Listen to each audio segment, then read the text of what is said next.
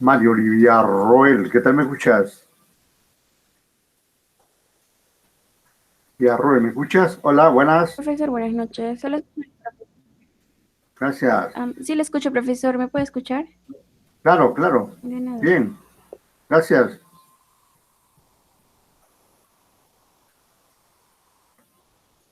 Yo le escucho bien, Mario. Y igualmente Sandra Delgado me escucha y también le escucho. Todo bien.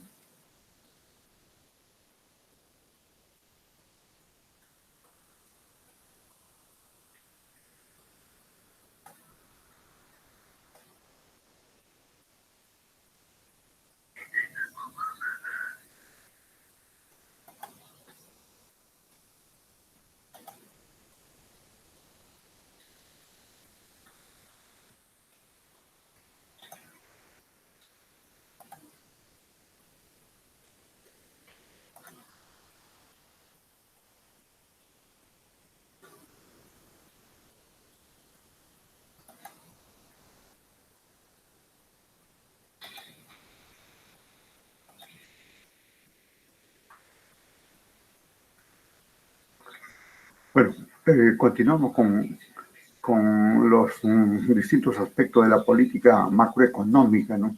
En este caso, algunas reflexiones directamente sobre el Perú. Tenemos aquí un material relacionado con el tema e iremos haciendo los comentarios del caso.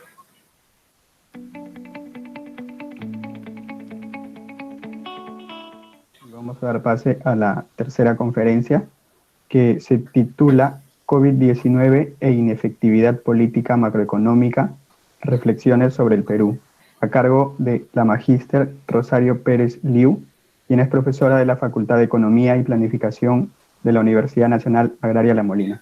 Buenas tardes, profesora. Hola chicos, un gusto estar con ustedes, ¿no? Nuevamente. Permítanme compartir pantalla. Muy bien, creo que están todos compartiendo mi pantalla. Sí se ve, profesora. Y vamos a empezar de una vez. Yo tengo un Word, me es mucho más cómodo trabajar en Word. Y en principio esto más que una conferencia, yo creo que es más bien una especie de clase de aula, ¿no? De las clases que nosotros usualmente tenemos con los chicos, con mis alumnos, ¿no? Y las que ustedes reciben con sus profesores, ¿no? Porque son más reflexiones, todavía no, yo creo que todavía es muy pronto para hacer un análisis detallado, minucioso sobre lo que está ocurriendo. Me parece que estamos todavía a mitad de camino de todo este fenómeno que se llama, pues, COVID, confinamiento. ¿Bien? Vamos a empezar una vez. Mi exposición tiene 3 partes nada más. Vamos a empezar con el contexto. ¿Bien? Todos sabemos, el COVID es un evento, es un choque violento, el más fuerte quizá de los últimos 100 años. ¿Bien? Aunque tenemos nosotros, hay muchos países comprometidos en lograr una vacuna, ¿no? Que le ponga fin a esta situación de crisis. El futuro, estimo, todavía se presenta sumamente incierto. Es demasiado incierto todavía. ¿Eh? Y la cosa todavía continúa grave. Hasta ayer o antier, habían 44.3 millones de casos en el mundo, ¿no? Y 1.772.600 fallecidos. De esta última cifra, 633.000 corresponden, de esta cifra de fallecidos, 633.000 corresponden a América Latina. Y de esta cifra, que son cifras oficiales, las que se registran a partir de las informaciones oficiales, 34.197 venían de Perú. Bueno, esa información, pues, sin dudar del año pasado, ¿no? Debe ser algo de septiembre, por ahí más o menos, por si acaso. Pero vale, digamos, porque se debe enfocar algunos aspectos relacionando los aspectos económicos con esta situación pandémica, ¿no? Informaciones que dicen que es mucho más el nombre. Bien, pero aún observando las cifras oficiales, realmente nuestra situación, la situación de Perú, nos obliga a pensar qué puede estar pasando. ¿Ve? Vamos a ver cifras pronosticadas para la caída del PBI real en algunos países de América Latina, ¿no? Este cuadro, aquí tienen ustedes la fuente, ¿no? Es una institución de estudios económicos y estadísticos, ¿no? Y nos presentan estos datos. La tendencia para todos es la misma. O sea, no hay nada nuevo bajo el sol acá. La pandemia ha afectado a todos en la misma dirección, ¿bien? Pero lo que nos llama la atención, es que, miren, ¿no? Pronósticos para el 2020 en el caso Perú, ¿no? Nos dice, esta entidad nos dice 12%, una caída del 12%. El FMI todavía es mucho más pesimista con nosotros, porque dice 13.9%. Somos los que más vamos a caer en América Latina desde la perspectiva del Fondo Monetario Internacional. ¿Ven? Y la pregunta es, ¿por qué? ¿Por qué si hasta hace unos pocos años, nosotros éramos la economía más sólida, más estable, ¿no? La economía era la niña bonita de América Latina. ¿Por qué? ¿Qué ha pasado? ¿Cómo se explica esta situación? ¿Ya? En principio, esta tendencia a caer no es solamente COVID, ya no, todas las economías latinoamericanas y el mundo ya venía entrando a una etapa de desaceleración. ¿Bien? Entonces, esa es una primera premisa que tenemos que tener en cuenta. ¿Mm? Pero vamos al evento que nos ocupa, vamos al choque. ¿Bien? ¿Cómo se explica? ¿Podríamos decir que ha fracasado la política económica aplicada por el presidente Vizcarra? ¿Puede atribuirse este fracaso a que se ha priorizado la salud sobre la economía? En cuyo caso, el fracaso sería doble, porque también en términos sanitarios, las estadísticas nuestras son una de las peores en el mundo. ¿Verdad? Vamos a intentar dar una respuesta a estas dos preguntas, ¿no? Les reitero, no son respuestas definitivas, son solamente reflexiones. ¿No? Voy a empezar definiendo lo que es fracaso. Me dice, fracaso es el resultado adverso de una acción o una empresa, de un emprendimiento. Esta es la definición que da la RAE. Oxford, el diccionario de Oxford, nos coloca en la misma dirección. Me dice, es la carencia de éxito en hacer o lograr algo. Ahora vamos a ver efectividad. Efectividad, me dice, es la capacidad de lograr el efecto que se desea o se espera. ¿No? Oxford nuevamente me dice, producir el resultado que es deseado o intentado, producir un resultado con éxito. ¿Bien? En economía, nosotros somos un poco más exigentes para definir el concepto de efectividad. Aquí, nosotros tenemos que conjugar dos términos más. Eficacia y eficiencia. La eficacia se refiere al logro del objetivo en sí. Mientras la eficiencia nos dice, hemos logrado el objetivo, pero utilizando la menor cantidad de recursos posible. ¿Bien? Ahora, con estas definiciones, ¿no? Y con la premisa anterior de que ya veníamos desacelerando nuestro crecimiento, vamos a pasar a ver cuáles eran los objetivos de política económica en el contexto de la pandemia mundial. ¿Bien? Nos vamos al tema 2, a la parte 2, pandemia, confinamiento y política económica. ¿Bien? Este virus es tan fregado, tan canalla, ¿no? Que ha alcanzado a todas las economías del mundo. La facilidad con que se reproduce, ¿no? La rapidez con la que se reproduce, ¿no? Porque la letalidad no es muy alta. Al menos ustedes, los jóvenes, pueden estar contentos, por eso tenemos tantos jóvenes por ahí andando, brincando todavía por ahí. ¿Bien? Pero, ¿no? Es un fenómeno a nivel mundial, y entonces todas las economías del mundo, o la mayor parte de las economías del mundo, decidieron ser agresivos en atacar, en detener al virus, en detener su propagación. Acá hay un cuadrito que es tomado del último marco macroeconómico multianual y nos mide el índice de severidad de la respuesta gubernamental frente al COVID. Este primer cuadro es marzo del 2020, ¿no? Marzo de 2020, acá me dicen si 100 es la valoración, la calificación para aquellos países que hayan utilizado las más estrictas medidas contra la pandemia, ¿no? Contra la propagación, la parte de salud, ¿no? Perú está en el primer lugar, 94. Le siguen Italia, España, que también están ahora, que son juntamente con nosotros, están arriba, ¿no? En los que los efectos de la pandemia han sido mayores. ¿Bien? Entonces, nuestro gobierno fue muy severo, ¿no? Fue el primero en emprender y ser muy drástico en tratar de contener la pandemia. Este otro cuadro es de agosto del 2020, ¿ya?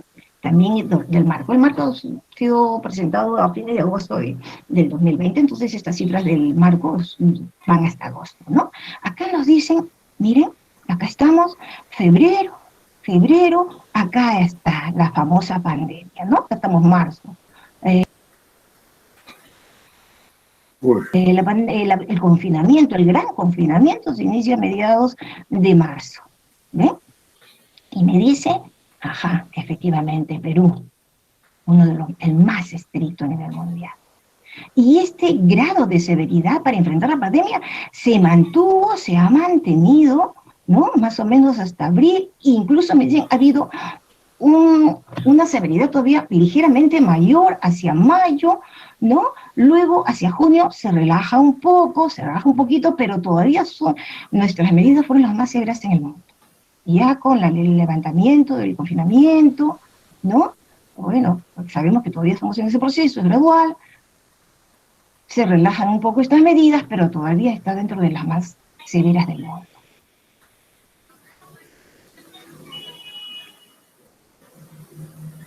¿Qué ha significado eso en términos de salud? ¿No? En términos de salud, vamos a ver qué ha pasado, vamos a ver qué ha ocurrido.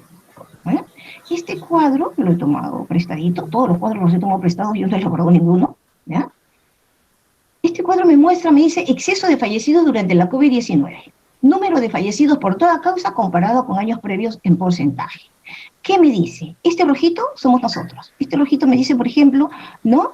Que hacia la última semana de marzo, ¿no? Hacia la última semana de marzo, el exceso de fallecidos respecto de marzo del año anterior, respecto de la última semana de marzo del mes anterior, ¿no? El exceso de muertos había sido casi nada. ¿No? ¿Cuánto sería? Pues 0,1%, 0,2%, ¿cuánto sería? ¿No? Con el confinamiento, ¿eh? Y esto es lo contradictorio, ¿no? Lo que nos lleva a pensar qué pasó, qué ocurrió, qué falló. Hipótesis hay muchas, ¿no? Y la mayoría de ellas, como bien lo ha señalado el doctor González, tienen que ver con las deficiencias estructurales que arrastramos en nuestra economía. Pero me dice, por ejemplo, hacia el mes de mayo, si comparamos la primera semana de mayo con la primera semana de mayo del 2019, ¿no? El exceso de muertos estaba por encima del 200%. Y esta situación ha continuado durante muchos meses.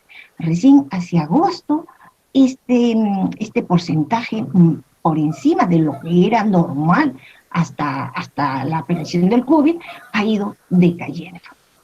¿Eh? Acá hay otro cuadrito, ¿no? Que me dice, esta línea roja me muestra los fallecidos por toda causa. La línea gris me muestra los fallecidos la línea roja me muestra los fallecidos por toda causa hasta marzo del 2014. La gris también me muestra exactamente lo mismo. Pero desde marzo, esta línea roja me dice, si hubiera continuado esta tendencia, ¿no? ¿Cuál debería ser el número de muertos? Esto es lo que debería ser sin COVID. Con COVID, el número de muertos está por acá. Ha subido, efectivamente, ¿no? Ha subido, según muy compatible con el cuadro que teníamos arriba, ¿no? Acá tenemos las famosas olas, una pequeñita resequita, y de repente de nuevo la ola, y ahora está cayendo. Hay que considerar ahí que esa información, pues como ya decía al inicio, esa del año pasado, ¿no? Porque después de octubre, que donde hubo una bajada, esa bajada significa pues resultados positivos, ¿no? Sin embargo, inmediatamente nos atrapó la segunda ola, ¿no? Donde otra vez se revierte negativamente y se elevan los fallecimientos, ¿no? Entre los meses ya estoy hablando de este año, ¿no? Más o menos febrero, marzo, abril, ¿no? Y más bien en mayo de este año y ahorita en junio han bajado ligeramente, ¿no? Lo cual, digamos, es muy positivo en ese sentido, ¿no? El asunto, digamos, que estamos aquí frente a dos situaciones, como decía acá la colega docente, el asunto de la salud y el asunto económico. Y, y no se puede priorizar, digamos, uno u otro, van amarrados, ¿no? Van amarrados nuestros. Si se toman más medidas en términos de salud, se afecta a la economía. Y si se busca, digamos, favorecer la economía, se afecta a la salud, ¿no? Entonces, es esa la situación, digamos, hasta ahora no se ha encontrado el punto medio, el equilibrio, digamos, que permita salir adelante. Sigue este gobierno y pasará el otro y seguiremos, digamos, en esa búsqueda de la recuperación en términos de salud y también la recuperación en términos de economía, como es lo que nos corresponde a nosotros, ¿no? Según este cuadro, más o menos tenemos una cifra de 80.000 fallecidos, ¿no? Bastante lejos de las cifras oficiales. Ahora vamos a ver la respuesta del gobierno, ¿no? Vamos a ver qué ideó la Toñi, ¿no? Ay, esa señorita me cae realmente muy bien, muy bien. Que diseñó la Toñi con todo su equipo y en coordinación con el Banco Central de Reserva del Perú, ¿ya? Plan económico del Perú frente al COVID-19. A la fecha, me dice, al 15 de octubre del 2020, si el gobierno, nuestro gobierno, ha gastado 138.500 millones de soles para hacer frente a esta situación de pandemia y crisis económica. Las dos etapas que al mismo tiempo son objetivos del plan, ¿no? Primero, contener el avance de la pandemia y contener la caída de la producción, empleos e ingresos, ¿no?, vinculados, relacionados con la pandemia. Y la segunda fase, que es el segundo objetivo, reactivación económica, ¿no?, que es la gradual reanudación de las actividades económicas para recuperar el crecimiento. Hasta acá vamos a contener la caída. Aquí vamos a contener la caída. Aquí, caramba, tomamos viada y nos vamos a retomar nuestra senda de crecimiento. Este cuadrito nos muestra, ustedes lo pueden ver también, ¿no?, en las páginas del MEF, ¿no? Este cuadrito resume todas las medidas que ha tomado el Ejecutivo, sobre el gasto público, medidas tributarias, otros instrumentos. Acá está el plan de garantías, ¿no?, sobre el cual ha actuado el Banco Central de Reserva, ¿no?, el famoso Reactiva Perú. Bien, entonces esto es por parte del Ejecutivo. Vamos a ver la política monetaria inmediatamente. Nuestro Banco Central de Reserva es muy eficiente, inmediatamente se puso las pilas, ¿no?, y la tasa de interés, que estaba en 2.25% hace mediados de marzo, ¿no?, inmediatamente, rápidamente la bajaron hasta 0.25% y la han mantenido en este nivel. Esta reducción de las tasas de interés, junto con el programa de Reactiva Perú, ¿no?, ha significado que el crédito al sector privado en soles, se haya expandido en esta magnitud. Ok, eso es lo que tenemos, eso es lo que ha hecho el gobierno. Vamos a entrar a la parte teórica, vamos a hacer un poco a las reflexiones teóricas para entender un poco mejor este proceso, y yo lo voy a hacer desde el punto de vista de la macroeconomía, porque soy profesora de macroeconomía. Bien. Tercera parte, les digo, pandemia, confinamiento y crisis económica. La secuencia es muy sencilla, la secuencia de eventos es muy simple. Pandemia, confinamiento, crisis económica. ¿Bien? Vamos a detenernos en la crisis. Crisis económica. La crisis viene de dos lados. Choques de oferta, que tiene que ver con el confinamiento, la paralización de la actividad económica, despidos temporales, permanentes. Han muerto microempresas, ¿no? Todavía no hay una estadística de cuántas microempresas han desaparecido, y seguramente algunas pequeñas empresas también, pero también muchas se han reconvertido. ¿Bien? Nuevas empresas se han generado, nuevos empleos se han generado, ha habido todo un cambio en la producción, ¿no?, en la estructura, pero ha habido un cambio, digamos, de corto plazo en la parte productiva. ¿No? Y el otro choque de demanda. Choque de demanda, yo me voy a centrar en la demanda interna, ¿no? En la demanda interna, sabemos que la demanda externa también nos ha afectado, ¿no? Toda la economía mundial está en crisis, ¿ve? Pero la demanda interna, la demanda externa es pequeña. El impacto de la demanda externa sobre la crisis actual es mucho menor que el impacto de la demanda interna. En la demanda interna que tenemos, cae empleo, cae ingresos, las expectativas se han caído, nos hemos vuelto pesimistas, estamos mirando el futuro con mucho temor. ¿Ve? Cambios en los patrones de consumo, aquí cambia un poco los patrones de producción, acá tenemos cambio en los patrones de consumo, hay un incremento de la inversión al riesgo, tanto por parte de las familias como de las propias empresas, ¿eh? Como de las propias empresas. Estuve leyendo, y esto se lo recomiendo a todos los chicos de economía, cuando queremos hacer un análisis, cuando queremos hacer un estudio o simplemente satisfacer nuestra curiosidad de lo que está pasando en la economía, por favor, dos fuentes fundamentales. Los reportes de inflación del Banco Central, ¿no? Y los marcos, y el marco macroeconómico multianual del gobierno, del Ejecutivo, del MEF, ¿no? Y allí ellos detallan con mucha sencillez, ¿no? Con mucha sencillez, alguna persona que no tiene que ser necesariamente economista puede entender de manera global lo que se dice, ¿no? Lo que se dice, lo que se expresa, lo que se desea, lo que se ha hecho por parte de estas dos entidades. ¿Bien? El Banco Central viene aplicando un modelo para descomponer el crecimiento, y en este caso recesión, ¿no? Para descomponer los impactos, ¿no? Los impactos del confinamiento, ¿no? Sobre la economía, ¿no? Pero vamos a descomponer estos impactos desde el punto de vista de la oferta y desde el punto de vista de la demanda. ¿Bien? Eso es importantísimo, porque así podemos saber cómo atacamos por este lado y cómo atacamos por este otro. ¿Eh? Cuando nosotros vemos las cifras de producto, nosotros decimos, el año pasado pusimos 80. Lo único que sabemos, lo que tenemos es, en nuestro esquema de oferta y demanda, lo único que tenemos, ese dato de 80, 100, es el puntito.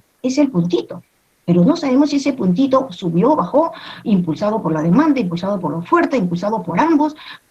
Eso no lo sabemos. ¿Ve? Y el Banco Central, en este último reporte, en el de septiembre, ¿no? Me encuentro con que tiene un gráfico muy interesante. Yo lo voy a... Estoy muy ocupada.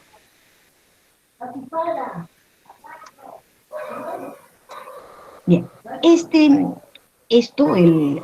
el último reporte de inflación, el de septiembre de 2020, ¿ya? Y si quieren ustedes un poquito más de detalle, tendrían que tomarse un poquito más de trabajo, porque tendrían que remitirse al texto de Blanchard. O de repente ya conocen bien el texto de Blanchard, ¿bien? Porque en el texto de Blanchard, ¿no? A diferencia de otros libros de texto, ¿no? Blanchard estructura su libro así, ¿no? Corto plazo, mediano plazo, largo plazo. Y entonces tenemos un Y de corto plazo, un Y de mediano plazo y un Y de largo plazo. ¿Sí? Y el Banco Central, la gente del Banco Central, los de los estudios económicos, nos presentan ese gráfico en el último reporte. Para poder entender, para poder descomponer estos choques de oferta y de demanda.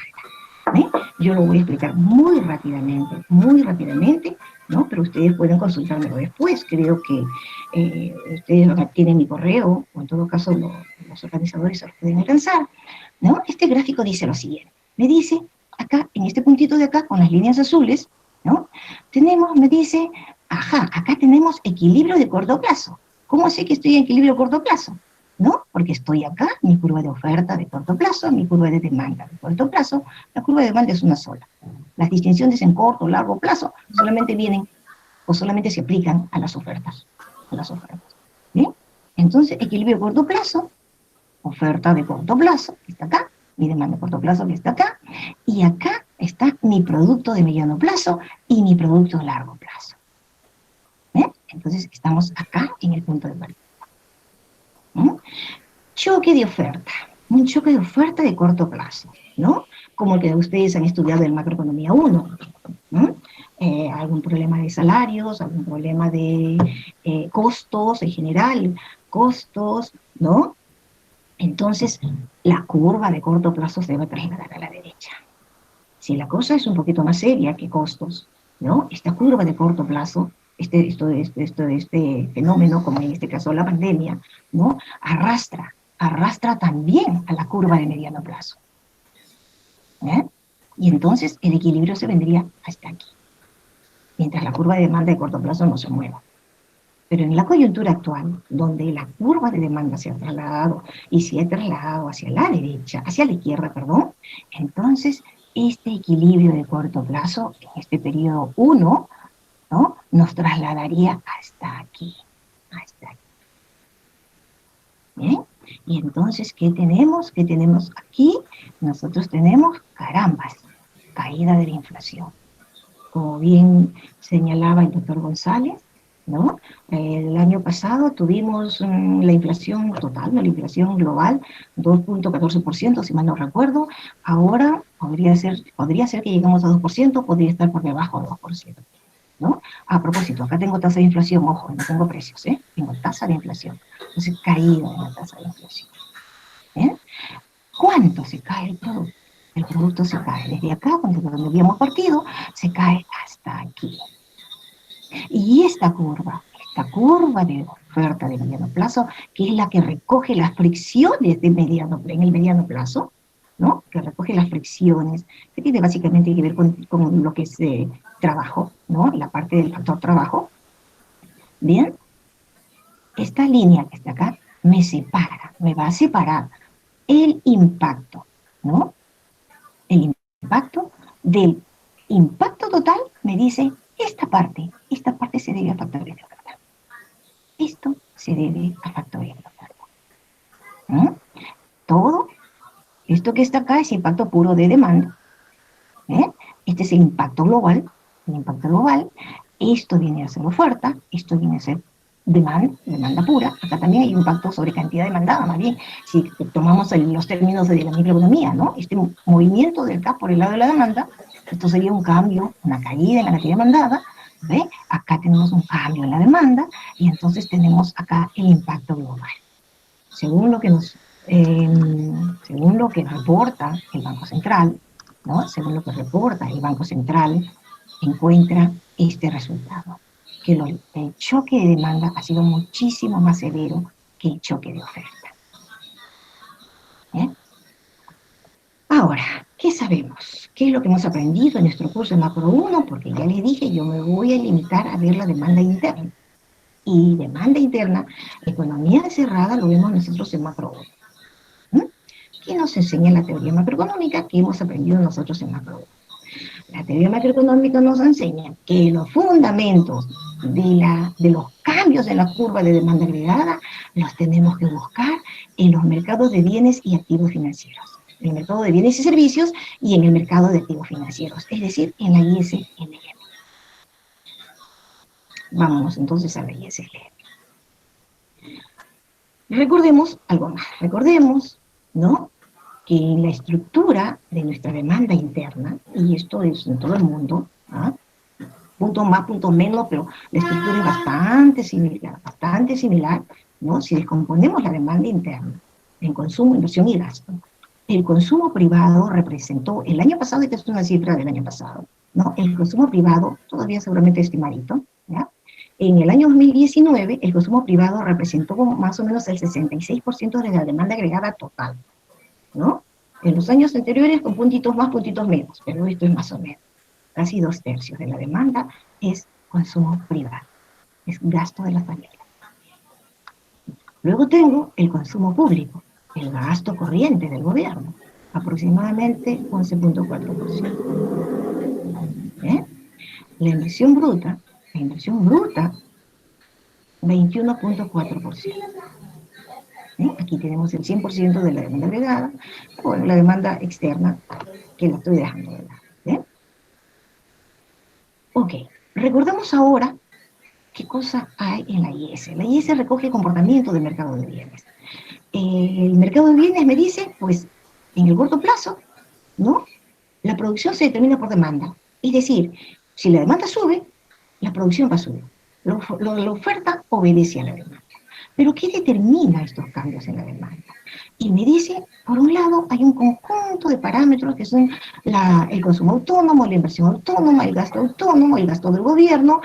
Aquí tenemos pues las expectativas de las empresas con respecto a sus ventas, expectativas con respecto a la inversión, con respecto a rentabilidades, sus expectativas respecto a cómo marchará la economía, ¿no? Acá tenemos el riesgo que es inherente a todas las empresas, ¿eh?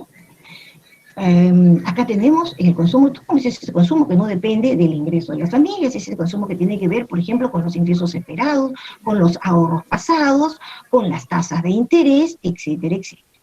¿Bien? Entonces acá tenemos los componentes autónomos de la demanda de bienes y servicios, por el lado de las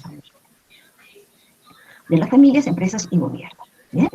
Acá tenemos dos parámetros, B y bueno, 1 menos C, que es la propensión, C es la propensión a consumir, y esta diferencia me va a dar la propensión a ahorrar, ¿verdad? O sea, acá tenemos la propensión a ahorrar. ¿De qué depende la propensión a consumir? ¿De qué depende la propensión a ahorrar? De varias cosas. El tamaño de la familia, la estabilidad de la familia, la riqueza, en fin. ¿Eh? El temor, aversión al futuro, aversión al riesgo, ¿no? Hay personas que son muy optimistas por naturaleza. Hablábamos de la economía conductual, ¿no? Algunos de ustedes preguntaban, ¿no? La economía conductual recoge también en todos estos aspectos. Una de las cosas que hice la economía conductual, hasta donde sé, yo no soy profesor de microeconomía, no, es que a diferencia de la microclásica bastante positivista, ¿no? Recoge un poco las emociones de los individuos, ¿no? Entonces acá hay personas que son pues mucho más optimistas con respecto al futuro. Pues nosotros preguntamos a los desempleados, ¿y qué espera del futuro? Hay quienes nos dirán, pues yo la veo muy negra, otros nos van a decir, sí, la cosa está mal, pero yo creo que va a mejorar. Bueno, todo eso debe influir seguramente en la propensión a consumir, en la propensión a ahorrar, en fin. ¿Bien? Igual acá tenemos, esta es la famosa propensión invertida, la que nos dice cuán sensible, ¿no? son los inversionistas, cuán sensibles son cuánto están dispuestos a invertir las empresas si es que les ofrecen una rebaja en las tasas de interés. Es la sensibilidad de la inversión a la tasa de interés. ¿Eh? ¿De qué dependerá? Yo creo que el riesgo acá, indudablemente, de la aversión al riesgo que también tienen los empresarios. ¿Eh? Y esta es la LM. Acá tenemos la cantidad nominal de dinero, donde está la política monetaria. ¿Ve? Acá tenemos el nivel de precios, que resulta de la interacción de la oferta y la demanda, agregadas. ¿Ve? Acá tenemos el nivel de producción, el PBI real. ¿Ve? Todo esto está en términos reales. Esta es la tasa de interés nominal, porque en el modelo de ISLM asumimos precios fijos, precios constantes. ¿Ve? Y acá tenemos dos parámetros. Igual, ¿no? Acá tenemos este parámetro K, que es la sensibilidad de la demanda de dinero al ingreso. ¿Ve? Y este otro parámetro H, que es la sensibilidad de la demanda de dinero a la tasa de interés. ¿Bien? Sabemos que hay una relación negativa entre la tasa de interés y la demanda de dinero especulativa, ¿no? ¿Cuánto estoy dispuesto a invertir en bonos si la tasa de interés sube? Si la tasa de interés sube, ¿no? Si la tasa de interés de los bonos sube, ¿cuánto estoy dispuesto a comprar en bonos? ¿Cuánto estoy dispuesto a poner bajo el colchón? ¿Eh? Entonces, esto es la sensibilidad de la demanda de dinero a la tasa de interés. ¿Eh? Estas son las expresiones matemáticas lineales en su versión más simple, más sencilla, y los gráficos los tenemos aquí. Aquí he puesto la tasa de interés real, ¿eh? Asumiendo precios fijos, ¿no? La nominal y la real deben ser idénticas, ¿no? Bajo ese supuesto, pero sí sabemos que la tasa de interés real es igual a la tasa de interés nominal menos la tasa de inflación. Si la tasa de inflación es más o menos constante, podríamos poner acá la tasa de interés real en lugar de la nominal. ¿Bien? Y no pasa nada, ¿eh? No pasa nada. Entonces aquí tengo, esta es la IS con pendiente negativa, la LM con pendiente positiva. ¿Bien? Esto es mi Y potencial. Esto es mi punto de partida. Mi azulito que tenía yo en el gráfico de arriba, ¿no? Este que está acá. Este que está acá. De aquí parto. De aquí parto. ¿Eh? Y ahí he partido, por supuesto, de que estábamos muy bien hasta fines de febrero del 19. ¿Eh? Del 2020, perdón, del 2020. todo estaba muy bonito. De repente, la pandemia, de repente, confinamiento. Vamos a ver qué pasa. Vamos a ver qué ocurre. Y es consumo de las familias, consumo de las empresas, consumo del gobierno. ¿Vale? Esta línea punteada que está acá, me dice, debe haber caído acá. Acá he puesto primero el consumo, lo he separado, para que podamos entenderlo mejor. ¿Qué cae? Cae el consumo autónomo. No voy a traer esta cosita para acá. ¿Ya? Y la voy a poner por acá. Ah, no, solamente la voy a bajar. Voy a bajar, creo que la puedo bajar, ¿no?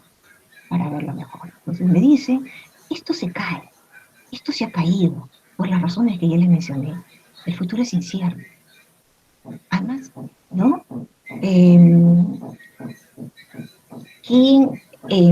Todas las variables que están acá, pues, ¿no? Ingresos esperados, ahorros, todo esto, ¿no? En términos netos, esto tiene que haberse caído. Necesariamente tiene que haberse caído. ¿Ve? Entonces esto me ha trasladado, esta curva azulita me la ha trasladado a la línea punteada azul. ¿Ven? Esta línea roja, ¿no? Continua, es un movimiento desde esta línea punteada que representa la caída en el consumo autónomo, ¿no? Representa la caída el incremento en la propensión a ahorrar, o lo que es lo mismo, la caída en la propensión a consumir. Podrían decirme que es un poco discutible, ¿no? Si las personas tienen menos ingresos ahora, si ahora uno de los miembros de la familia ha perdido el empleo, ha perdido el ingreso, le han dicho vete a tu casa a tomar unas vacaciones, ¿no? Entonces la propensión a consumir se eleva porque se nos ha reducido el ingreso y ahora ya no nos podemos dar el lujo de ahorrar, entonces la propensión a consumir se eleva. ¿Ven? Eso puede haber ocurrido. De hecho ha ocurrido, ¿no? Pero yo me inclinaría más a pensar que en términos netos, es decir, sumando todos los movimientos en las propensiones a consumir individuales y las propensiones a ahorrar individuales, en términos netos, creo que la propensión a consumir se ha caído. Se ha caído. Porque el futuro es incierto. No podemos gastar como antes. La calidad de nuestro consumo, nuestros patrones de consumo, ese consumismo al cual hemos sido muy apegados hasta febrero, hasta mediados de marzo de 2020, ha tenido que haber cambiado y nos ha trasladado esta curva hasta acá. Esto por el lado del consumo, por el lado de la familia. Vamos a ver por el lado de las empresas. La inversión autónoma, la paralización, la incertidumbre. Me van a prestar dinero para seguir produciendo, pero ¿es suficiente que yo produzca para la oferta crea su demanda en el corto plazo? ¿No? ¿Qué pasa con la demanda en el corto plazo? Y eso es lo que lleva a los empresarios y dice, ¿qué pasará? ¿Qué va a ocurrir? Entonces yo me temo que esta inversión autónoma también se ha caído. Y es esta línea punteada, tiene que haberse, ¿no? El riesgo es muy alto, la incertidumbre es todavía muy grande. ¿Bien? B. ¿Qué mide B? Dije, la sensibilidad de la tasa, la sensibilidad de la inversión a la tasa de interés. Las tasas de interés han caído, ¿no? Antes, cuando la tasa de interés se caía en 1 sol, yo aumentaba mi inversión en 40 soles. ¿Bien? Pero ahora hay pandemia, ahora hay mucha incertidumbre. La situación es dramática. ¿Ve? ¿Se mantendrá ese B de igual a 40? Basta que la tasa de interés se caiga, basta que me abaraten los costos financieros para que yo me anime a tomar un préstamo. Yo creo que no basta. Eso significa que este B también ha caído, de haberse hecho menos sensible a la tasa de interés. Y esto hace que esta curva que está acá, ¿no?, se me mueva, gire ligeramente hacia arriba. ¿Bien? Es decir, en todo esto que he descrito, yo he transitado desde el punto azul al punto rojo y al punto fucsia. Ahora veamos al gobierno. ¿Qué ha pasado con el gasto del gobierno? 238.000 millones de soles que se han gastado. No importa, no voy a discutir acá cómo se gastó, si es cierto que no les llegó a todos, y eso es enteramente cierto, pero no cabe en mi análisis, ¿ya? O podríamos incorporarlo, desmenuzando un poco más, pero no tenemos el tiempo, ¿ve? No tenemos el tiempo, de modo que lo voy a coger como es, el gasto agregado del gobierno, el gasto total, el gasto global del gobierno. Y me mueve mi curvita hasta acá. Esta curva aquí. Estábamos en el punto fusi, estábamos sobre la línea curva y ahora estamos acá en la línea verde. En la línea verde.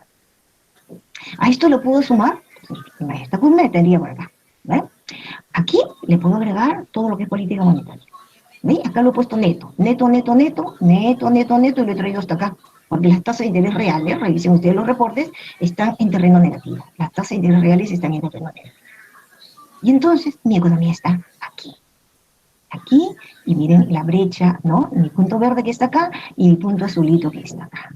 Mi punto azulito que está acá. ¿Sí? Entonces tengo todos estos movimientos. Todos estos movimientos. Y yo me pregunto, mis primeras reflexiones son las siguientes. ¿Se puede acusar al gobierno de no haber previsto suficientemente los movimientos de estas curvas, los cambios en todos estos parámetros que se mueven en sentido contrario a los esfuerzos del gobierno? ¿O se le puede acusar de no haber incrementado suficiente? Perdón, a la primera pregunta, yo creo que no se le puede acusar de eso. Otra pregunta, ¿se puede acusar al gobierno de no haber incrementado suficientemente su gasto? También creo que no. Prácticamente hemos agotado todo ese fondo de estabilización, ¿no? Que teníamos para gastar. Todo eso prácticamente lo hemos agotado, pero ese fondo es el resultado de 20 años, de 2 décadas de esfuerzo, de disciplina, de transparencia fiscal, y prácticamente lo hemos agotado. Pero es gracias a este fondo, gracias a estos esfuerzos, a esta conducción eficiente de la política fiscal, ¿no? Es que ahora no tenemos que preocuparnos porque ese fondo se agote, porque si tenemos que tocar las puertas a los acreedores internacionales, ellos nos van a prestar. Ellos nos van a prestar. ¿Bien? Pero nos van a prestar siempre que mantengamos la misma conducta en el manejo de nuestras cuentas fiscales. ¿Qué pasará después de las elecciones? ¿Quién asumirá? Carambas, a una de las razones por la cual veo también el futuro bastante incierto es ese. ¿Qué pasará en las próximas elecciones? ¿Bien? Pero yo creo, ¿no? Para dar respuesta a esta pregunta, no creo que se pueda acusar al gobierno de decirle, ¿por qué no has gastado más? ¿Qué pasará, no? No, porque todo tiene un límite. Hay una línea que no podemos cruzar. Que no podemos cruzar. ¿Bien? Ajá, y el movimiento en la curva de oferta agregada de mediano plazo. Se le puede acusar de haberse trasladado a la izquierda, que acá yo me lo he pasado, ¿no? ¿Mm? Yo creo que sí. Aquí sí. Pero también creo que era inevitable. ¿Bien? Observemos el siguiente cuadro. Lo he tomado del marco macroeconómico también. Miremos, comparémonos con Chile, Brasil, Colombia, Argentina y México, y miremos los paquetes de estímulos económicos frente al COVID. Al COVID, a la COVID, no nos ponemos de acuerdo, no conocemos el sexo del virus, así que podemos decir la COVID, el COVID no interesa. ¿Bien? Aquí lo tenemos, como porcentaje del PBI. El Perú, ¿no? Ha gastado el 20%, el equivalente al 20% de su PBI en este paquete de estímulos económicos. Sigue Chile, y mire todos los líos que tiene Chile ahorita, ¿no? Bueno, son otros problemas estructurales también, que los tiene. Nosotros pensábamos que no los tenían, pues resulta que sí los tienen. Chile, Brasil luego, Colombia, Argentina y el más pequeño México. Vamos a ver por el lado de la política monetaria, las tasas de interés de política monetaria. La tasa de interés más baja, la nuestra, ¿no?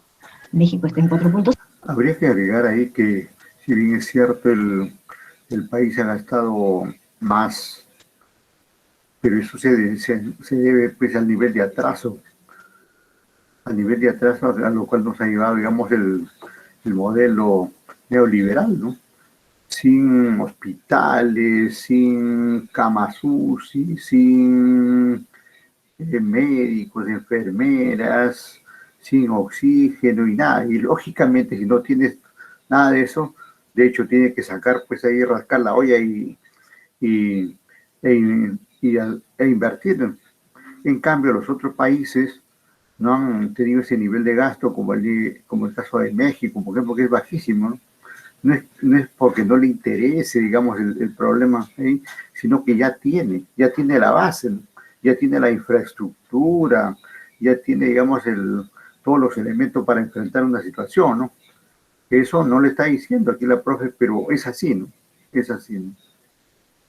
5, Colombia está en 2.25, ¿no? El verdecito, ¿quién es? Brasil. El azulito es Chile. Y nosotros que estamos en 0,25 nominal. Nuestra tasa de referencia, la tasa de política monetaria. La tasa de política monetaria, la más baja. La más baja. Eso también es un cuentazo, eso de que la tasa de referencia en realidad no sirve, es un número que está ahí pintado, ¿no? Porque esa tasa, pese a que se le llama de referencia, sin embargo, no es aplicada por el sistema financiero, ¿no? Bien sabemos que el sistema financiero, de acuerdo al artículo 9 de la Ley de la Superintendencia de Banca y Seguros, fija sus tasas en forma libre, a libre albedrío, ¿no? Ni siquiera, digamos, consultando o teniendo en cuenta la demanda que hubiera por los créditos, sino así en forma unilateral, ¿no? Eso está ahí, ¿no?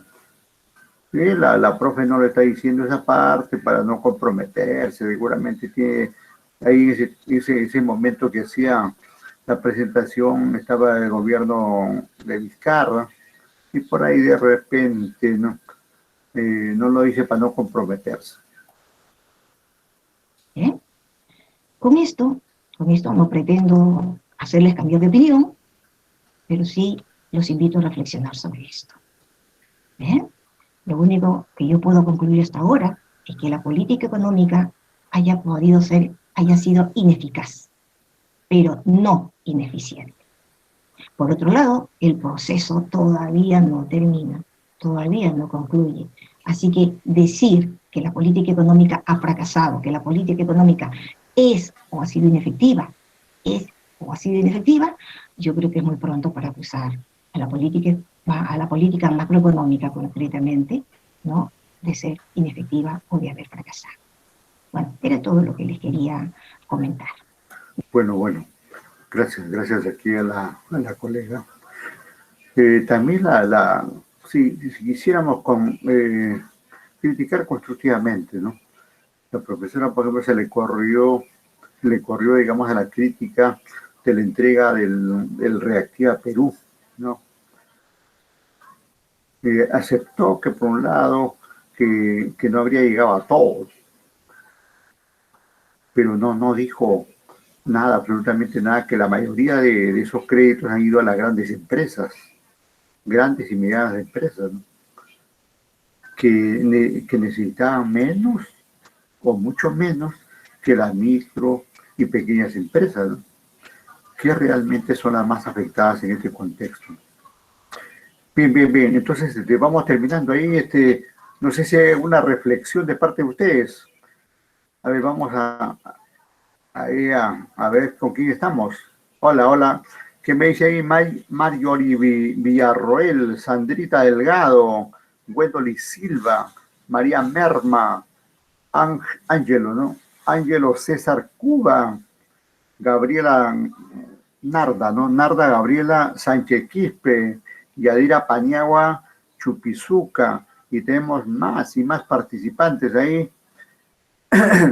No sé si tiene algún comentario, si no pasamos a la lista. Mientras tanto, por favor, voy entrando ahí al listado, mientras ustedes preparan alguna pregunta, algunos comentarios, con todo gusto para escuchar, lo que todavía tenemos unos pequeños minutos, pero que tenemos.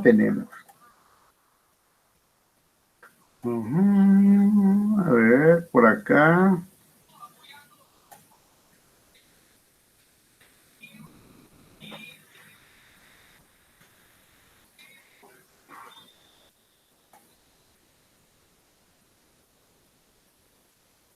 Uy, ¿qué pasó acá? Ah, está allá. Aquí digo, como ustedes tengo dificultad aquí para, para el listado, porque no han fijado, no han fijado la columna de sus apellidos, de forma que estoy en el día y para ponerle, pero no puedo ver quiénes son, ¿no? Entonces tengo que estar anotando, aquí tengo que estar anotando por fuera quiénes están presentes, ¿no? Quiénes están presentes. Muy bien, no sé si tienen una pregunta. ¿Nada? ¿Algún comentario? Bueno, como conclusión podemos decir que es muy importante pues tener una buena política macroeconómica, ¿no? Porque eso en principio nos lleva a manejar adecuadamente la política fiscal, la política monetaria, la política cambiaria, ¿no? La política económica en general, ¿no? Y, pero esa política macroeconómica no debe estar desarticulada de la parte microeconómica, ¿no? Ese es el punto, ¿no? En nuestro país ese es el problema, esa es la desarticulación, ¿no? Estamos bien macroeconómicamente, nos quieren, nos estiman, no, nos arrullan los organismos multilaterales.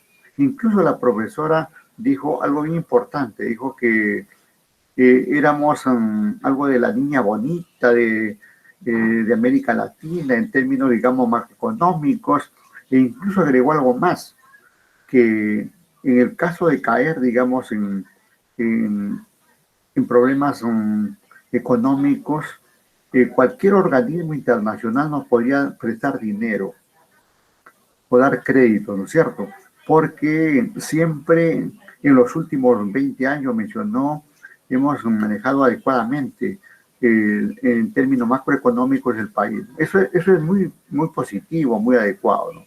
Pero reitero, el, la economía no solamente es macro, es también lo micro, ¿no? Las personas, las familias, eh,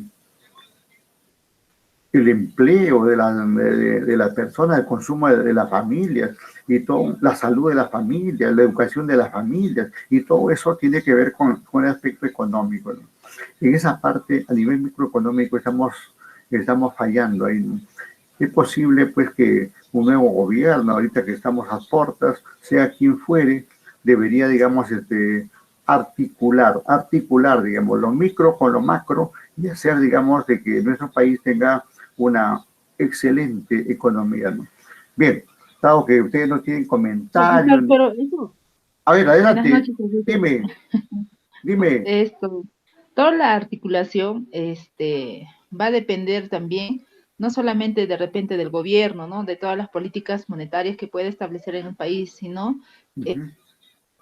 Sigue. tendría que haber una responsabilidad compartida, tanto de la parte de la familia, del Estado y de todos los entes que tengan que trabajar de manera articulada. De lo contrario, a veces ¿no? El modelo económico que quiere adoptar nuestro país es a veces el modelo paternalista, ¿no? Que bono por acá, bono por allá, o sea, como que también nos enseña a buscar el facilismo. Eso también creo que sería un punto quizás en contra de que nuestro país no logre alcanzar quizás los éxitos que debería estar aplicando todas esas políticas Es cierto, es que cierto, aplican, ¿no? es cierto, totalmente Porque, cierto es por eso, ¿no? ejemplo, sí, por ejemplo, ahora viendo las propuestas políticas que han tenido bueno, los candidatos, como son los dos últimos candidatos que quedan en la segunda vuelta, más ha habido ofrecimiento bono tal, bono cual, Ujú. bono, pero nunca han dicho de cómo podemos reactivar la economía. Según ellos creen, dinero o bono, vamos a hacer circular el dinero y entonces, por ende, las personas van a adquirir de repente el poder adquisitivo, pero no tienen en cuenta que a veces Perú a pesar que puede ser un país muy rico en recursos naturales, es un país más consumista, ¿no? Entonces, esas cosas sería cuestión de analizar y poder ponerlo en práctica, ¿no? Eso nos correspondería más que todo, la mayor parte de la responsabilidad recaería en los padres de la patria llamados los gobernantes, ¿no? Y de una parte tocaría pues a las familias y a la otra parte de la población. Dice bien Albertina, gracias por tu aporte. Es cierto, ¿no? Es cierto, incluso por ahí habíamos, y siempre, ¿no? Algunos dicen, no nos des pescado, enséñanos a pescar, no queremos regalos, sino queremos trabajo, nosotros podemos ganarnos la vida así, trabajando y trabajando honestamente y todo eso. Está ahí, digamos, esa situación. Bien, dado por la hora, lo dejamos ahí. Muchas gracias, Albertina, y a todos por estar ahí. Nos estamos viendo y escuchando en otro momento. Gracias, buen día. Buenas noches, profesor. Muchas Buenas gracias. noches, profesor. Gracias. Buenas noches, profesor. Hasta la siguiente clase. Gracias, un gusto.